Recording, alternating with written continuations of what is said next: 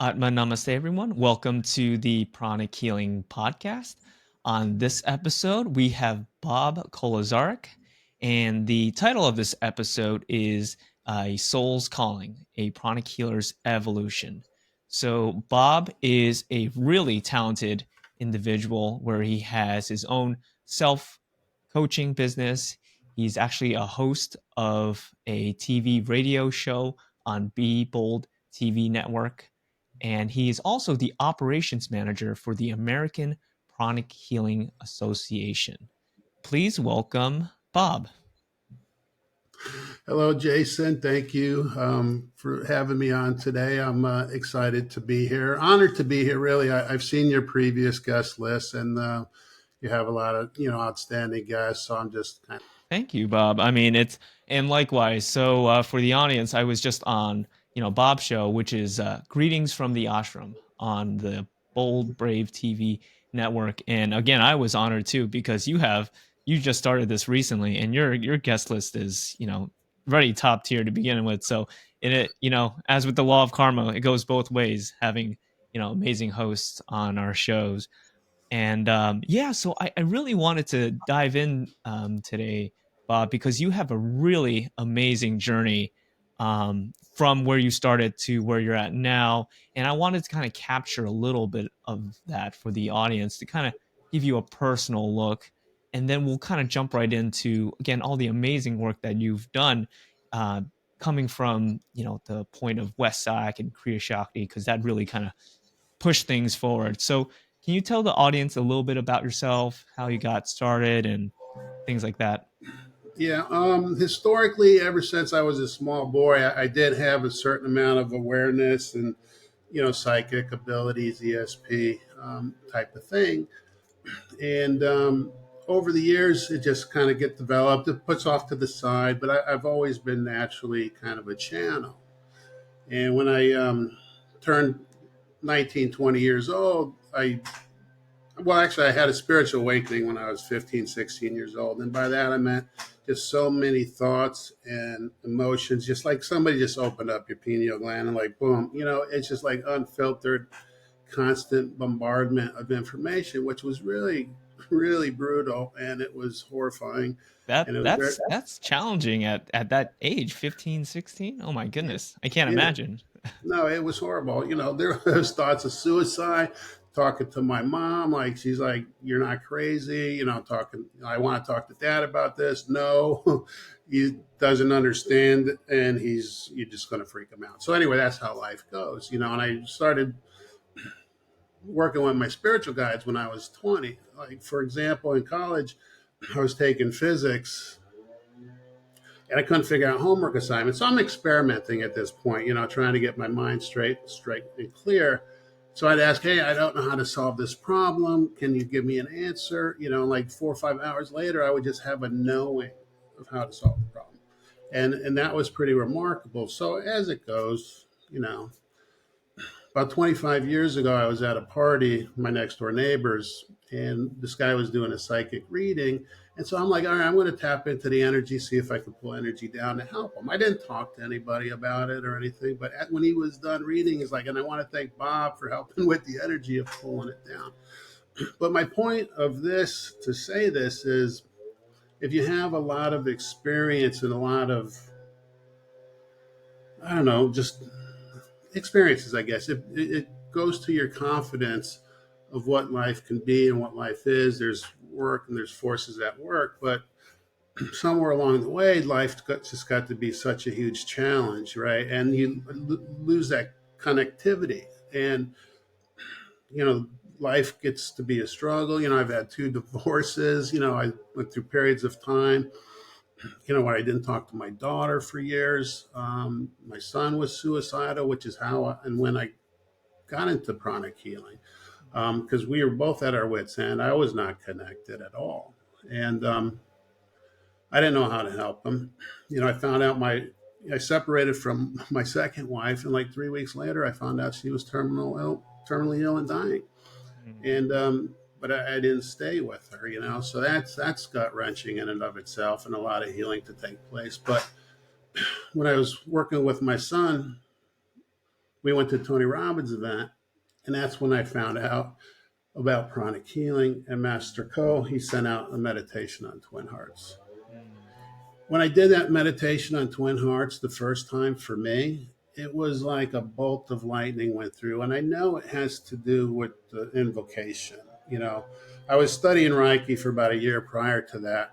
No such result. But when I that invoking to the Supreme Being, Divine Father, Divine Mother, that's just powerful. And it just like hit an on switch for me, I guess. You know, Mm. it's like, okay, I know what I need to do. I wrote my mission statement that night of what I think I need to do with my life. You know, you're coming out of this unleash the power within, you're all goal focused and you want to create this vision. And that vision is important, to have that clear vision Yeah.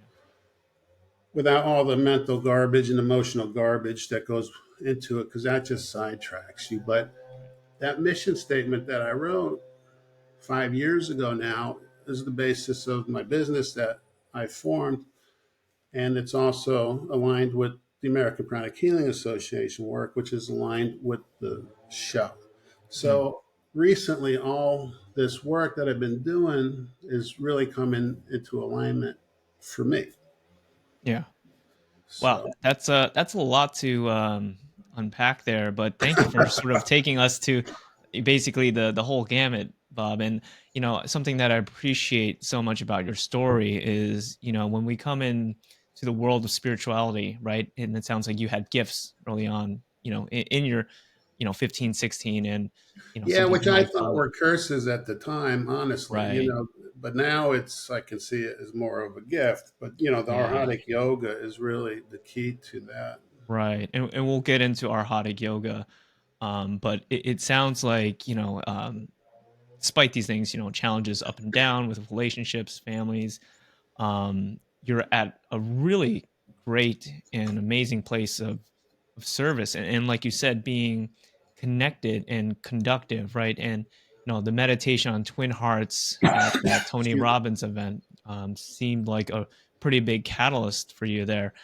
So I kind of wanted to just jump into a couple things there because I wanted to kind of show how using your experience as almost like a canvas for other people, whether in pranic healing or not, to kind of see how the tools that we have in pranic healing, and you mentioned meditation on twin hearts, kriya shakti, arhatic yoga has really again transformed Excuse and me, sir. made your life so much more meaningful and fulfilled, like you said with that mission statement during that Tony Robbins event. So can you kind of take us to how the process of chronic healing has helped and supported your journey? Well, at the time, like I said, when I found pranic healing, I had just found out my wife, still my wife, was terminally ill. She was begging me to stay, and I'm like, I'm not staying. She was trying to sue me to have my son removed from our house.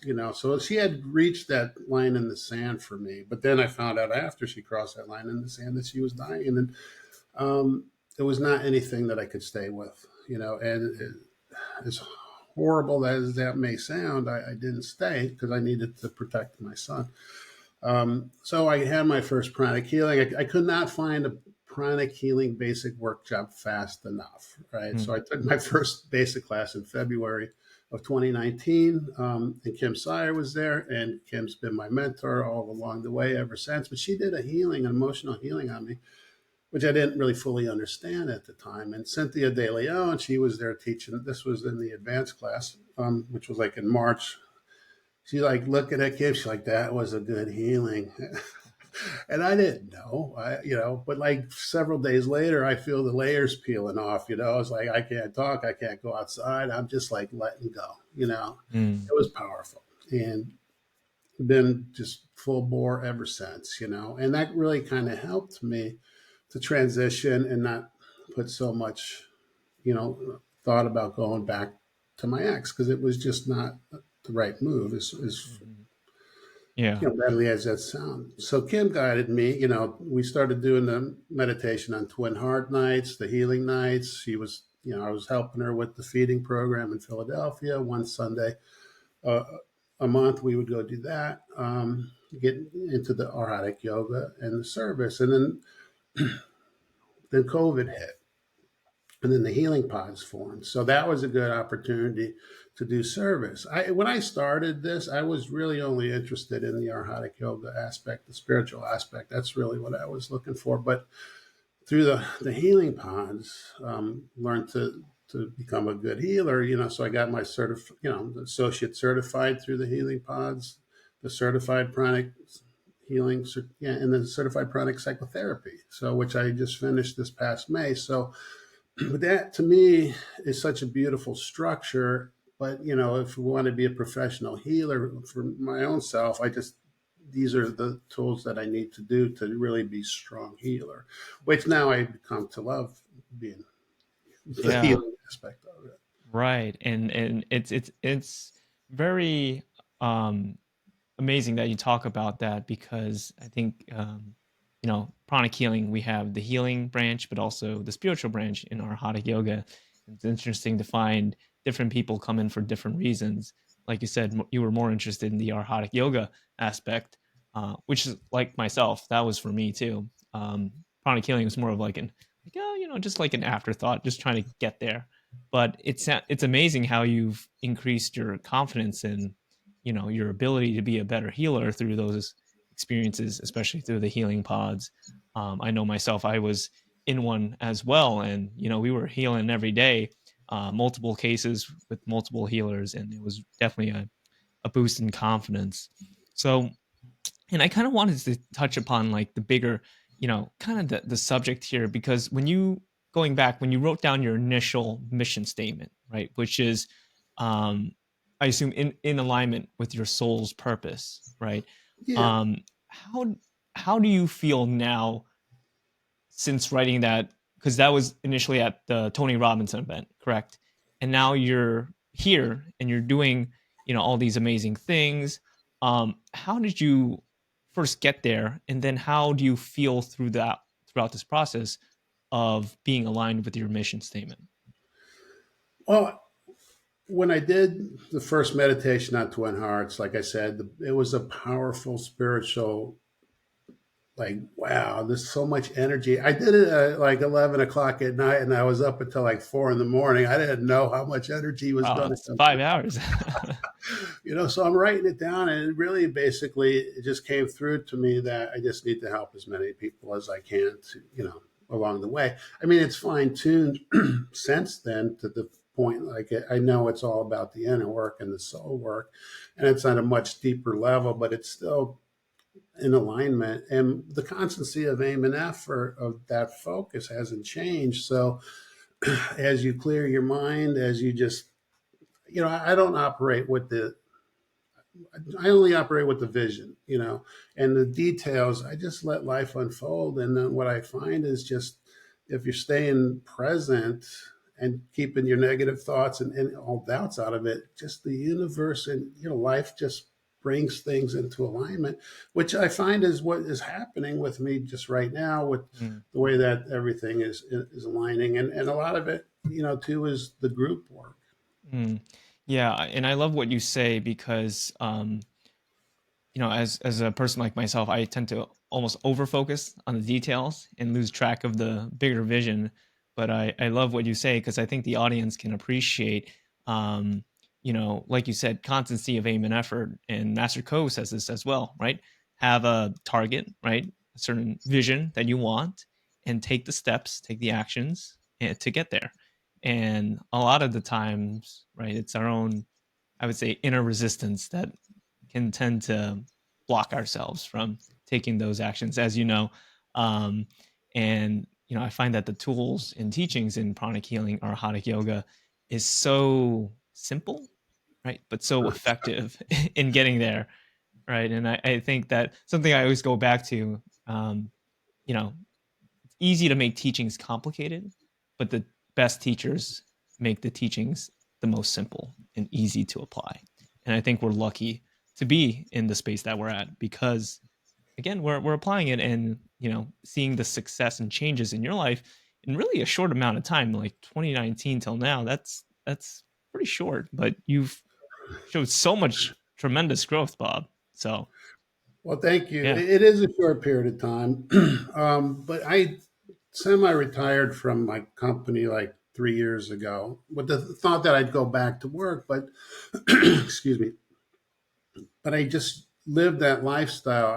I've been working on myself tremendously. I'm a much better person than I used to be. I worked on all my triggers, my inner work, and things that would, like all the mistakes that I made in my relationships. I don't think I would make those mistakes, but anymore, or at least I have the tools to work through it, right? But the last 3 years is spent, just working on the certifications, doing my meditations with the group, working in, excuse me, the healing ponds and my business. So in the meantime, I just try to keep my head clear. I mean, that's where the work is, I think, is really getting control of our thoughts and our emotions. And as Arhatic yogis, we do want to have that kind of self mastery. So, but that's where the work is. I just try to stay out of my own way mentally. Sure. And speaking of that work, you're a self help coach, right? A certified life coach, and I always find that such a unique and complementary role in people's life, especially with pranic healing and arhatic yoga. Can you talk to a little bit about us? Like, how do you like approach a client with your coaching using these tools that we mentioned? First of all, yeah, it is an amazing blend.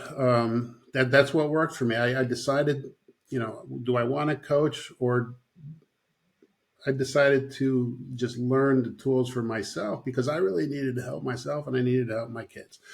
That's what the emphasis was for that, and the impetus. But the healing aspect going along with it is like such a fast turnaround. It's just amazing. But um, my first approach is really to kind of get a sense to where somebody's at. Mhm.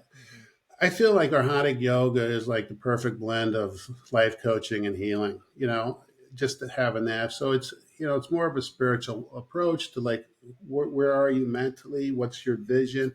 Let's look and find out what are your self-limiting beliefs, what are your old programs, things like that. Where are you stuck? What traumas do you have? Really kind of get into the heart and the inner reflection of who they are at that moment, and start from there. Mm, excellent. And I've had other guests before that were coaches, life coaches, self help coaches, and they mentioned the exact same things that you mentioned, Bob. How it's such a easy, almost natural way to support your clients, right? With the teachings from Arhata Yoga specifically, because it's really a lifestyle at the end of the day when we talk about Arhata Yoga, and especially with any spiritual practice, right? You want to practice on a day-to-day basis. And then I kind of want to kind of transition because now this is more of like your sort of like private practice, right, with your coaching. But now I wanted to touch upon your radio show, right? Greetings from the Ashram, because that kind of takes it more on from a one-to-one client basis, I assume, to more of like a really big audience, right? So I want to kind of touch upon that, and the inspiration, and also kind of the happenings, if you will, to kind of that started all, because it was quite amazing. Yeah, I was not looking for a show, but I did do a Kriya Shakti, which is for people who aren't aware, it's a higher level manifestation workshop for goal setting and things like that. So I did do a one for creating a podcast like some time ago, but I would think about it. I'm like, I'm just not ready. I wouldn't even know how to go about doing it. But there was a Kriya Shakti in place, right? And as an entrepreneur, you want to think of ways to like promote your business. You want to be the sales guy, but then at the same time, if you have old programs, like, I don't really talk about my spirituality. I told you about, even trying to talk to my father about it. You get shut down and these programs develop, right? And I had to overcome a lot of that, just to do this show. But um, yeah, the show presented itself to me on the day of the Wesak, which I thought was very powerful because during Wesak, on an esoteric level, that's where Buddha comes down and distributes blessings through the Christ, the Mahashohan, and the Lord of Civilization. I can't remember Manu. Um, And these gifts are distributed for light workers. Now we gathered together as a community. We do West Side Festival together, and then that evening, Master Glenn got people together to do a Kriya Shakti to bless the work that we're doing, and energize the work. And then out of that, I get this opportunity for this show, which was nowhere on my radar. Which is, I'm saying, I have a vision, but I don't really put into the thought of the details. So it just kind of came up, and I told them no. When we got on the phone, I'm like, I'm not interested. This is way outside my comfort zone. I'm not used to talking to myself. I've been shut down. Nobody wants to hear it, for a lifetime. So, but yeah, that. And the other funny thing was, Mercury was in retrograde. So I was telling him, if you want really to work with me on this, because I kept telling them no, and they're like, he kept me on the phone for a couple hours. Like, we're going to do the show. We want you to do it. We're doing it without you, but we want you to do it. So I'm like, Mercury's in retrograde, so you're going to have to deal with my blend of crazy. I'm not signing any agreements until after Mercury retrograde. So he was okay with that. And so yeah, I started thinking during that time, it's like, this isn't really about me anymore. This is bigger than me. This is about the work. And I just think of what Master Glenn says sometimes you just can't say no, right? So we talked about it being a show about spirituality and complementary healing, trying to bring this into more of the mainstream. And I'm like, all right, well, who do I know that has spirituality and complementary healing backgrounds? I can make 3 episodes with people, or 3 seasons just with people that I know, so it is about the community. So, and the work. So that's how I feel about it. And it, like I said, the way that it just happened is just like, I it's mean, they beyond. really wanted you. A couple hours on the phone and you kept saying no. But I mean, yeah, it sounded like, again, the universe was really, um, what I like to say, the best surprises are the unexpected surprises, right? And I love the way you kind of describe that, because like going from your journey, right? Especially when you mentioned with your father, with your family, talking about spirituality, especially in front of people, was almost like shut down.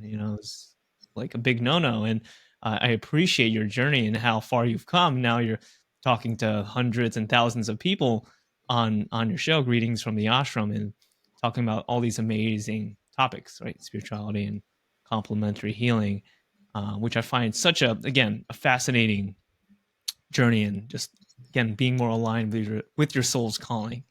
And I second that with Master Glenn. Sometimes, the universe will give you certain things that you can't say no, even though your lower mind thinks like, yeah, this is not going to work out. But there's always a higher purpose to everything, as we know. So, Yeah. But you have to step into your full authenticity, right? And this is something that I'm really starting to understand more. And because these 2 things, the association work and the show, are 2 things that, leadership. I wasn't really looking for any kind of leadership. I'm anti-leadership, but it's important. I do have the skill set for the job that I'm doing, so I have to grow from that perspective. And like, I had to grow to just be able to express myself and really just embrace my full authenticity. And what's interesting about that is, on LinkedIn, I put, I was in the elevator business for like 30 years, and I just dropped out, I just went inside, withdrew, and just kind of worked on myself. But I put my business on LinkedIn, Self Help Coaching. I got no replies, no likes, nothing from anybody. Nobody's really talking to me anymore, right? And then I put in on the LinkedIn, operations manager for the American Pranic Healing Association. And they're like, hey, congratulations, And then I put in my talk show, and now people are like linking in, hey, Bob, congratulations on finding your passion and your work, which just blows my mind. So we have these fears of like really putting ourselves out there. But when you do, people respond. So mm, maybe they were thinking, I don't know, maybe he lost his mind, and then they see me develop, and they're like, okay, maybe he's not so crazy. But that's our task, is to try to drive this work into the mainstream, because it's work, it's effective, it changes lives for the better.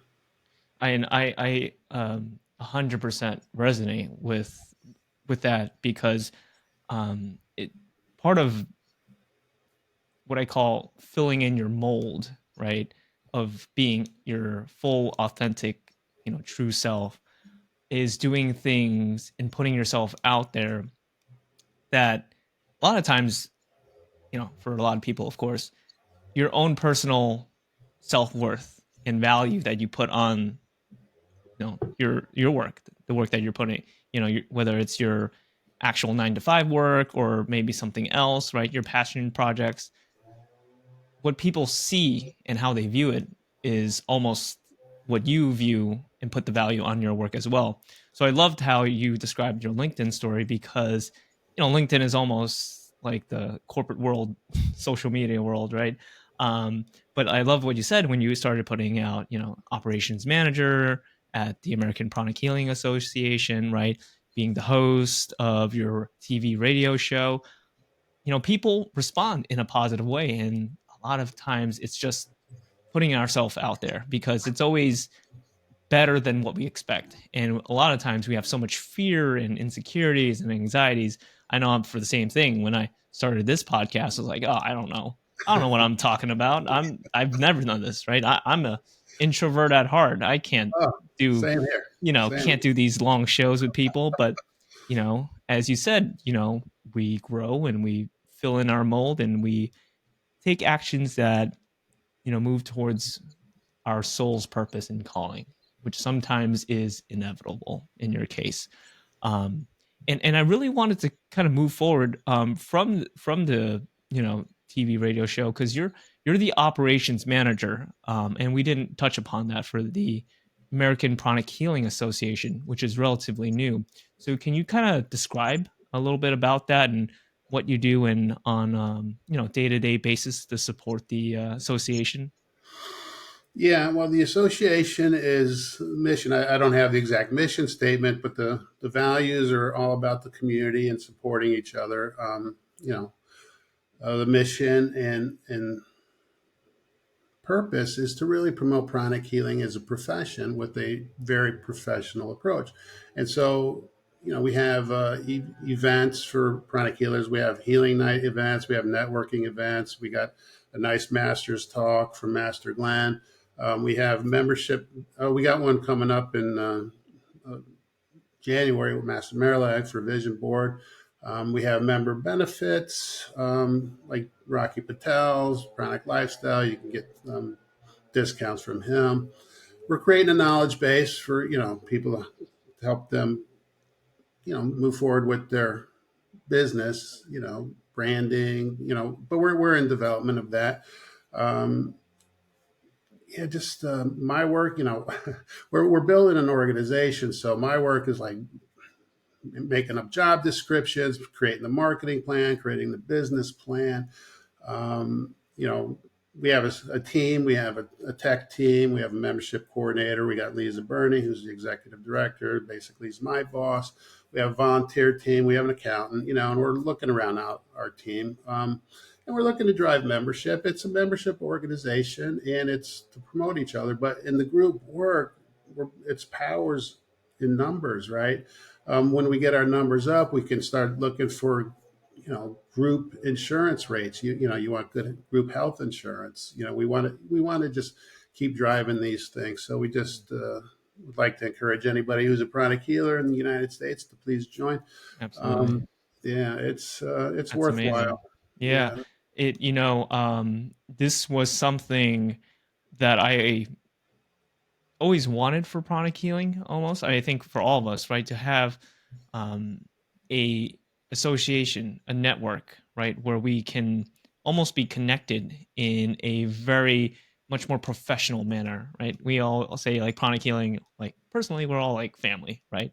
But I love the association because it really, like you said, drives more of the pranic healing as a profession aspect, which is okay. Now this is a career. Now this is a network, where you can learn to build your own business, learn to, how to better yourself as a healer, right? And you have all these different departments, like you mentioned, which really fills in and rounds out pranic healing as a whole.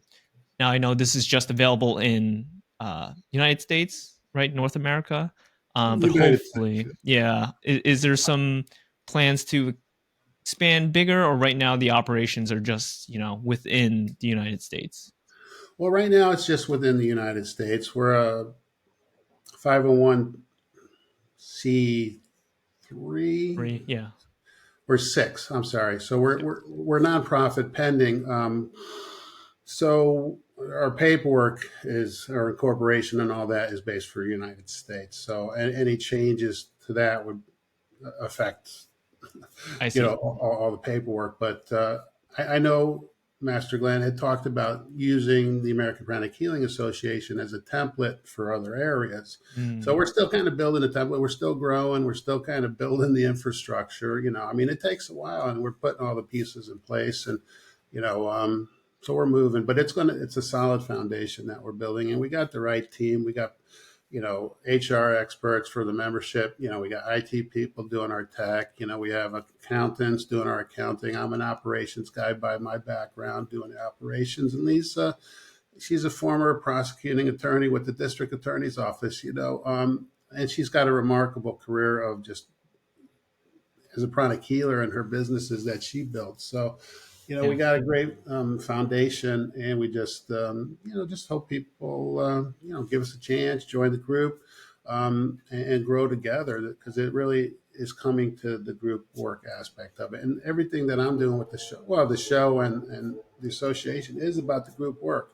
And coming from a major introvert like me, that's saying something, so that's, you know, That's amazing. I mean, that is so exciting how there's so many amazing people in their specialties, right, in their roles, really supporting this organization.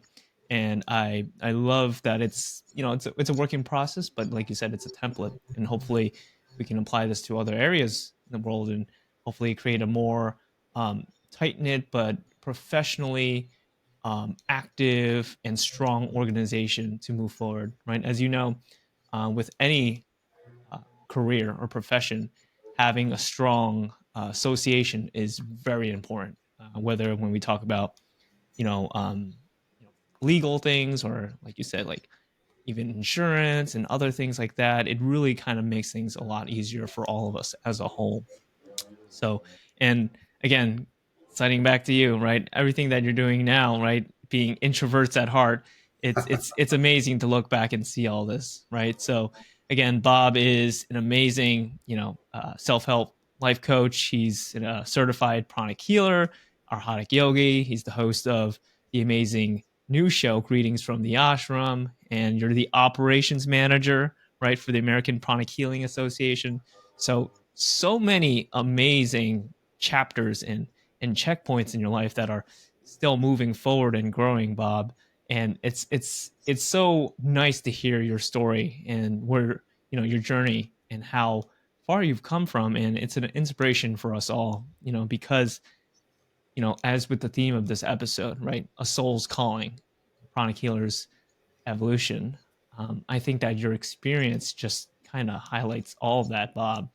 And for to kind of close this episode, Bob, and to give the audience one last golden nugget, based on our conversation today, if you were to give one small tip, one advice for a person on the street, looking for their soul's calling, looking for personal growth, personal evolution, what would you simply tell them?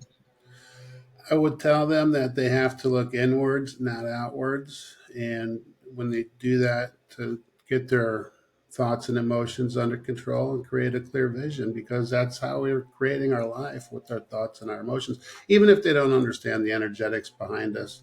But behind that, any life coach or coach will tell you you get clear on handling your thoughts and your emotions. Essentially, that would be it. Hmm. And those, as we know, are the seeds, right? The seeds to our actions and our personalities and our in the way that we approach life. So amazing. Thank you so much, Bob. It's been a really wonderful conversation with Bob. Again, he's the host of Greetings from the Ashram, which air evenings at 7 p.m. Eastern, correct? Yeah, Every week. Friday nights, 7 Oh, p.m. Yeah. excellent. And we'll have all those links down below for Bob. If for everyone that's interested, we'll have also other links to other resources for, well, if you want to get in contact with Bob. And yeah, thank you again so much, Bob. This was a really amazing conversation. I really had so much fun talking about, again, everything related to pranic healing, especially with your journey and all the work that you're doing. And from one host to another, I would say keep up the great work. You know, we're introverts at heart, but I think we're not doing too bad of a job ourselves. No, no, it's been great to be here with you, Jason. Thanks. And you keep up the great work too. You are definitely an inspiration. So thank you. Thank you, Bob. All right. Well, that's all for today's episode. Atma Namaste, everyone, and we hope to see you in the next episode. Thank you.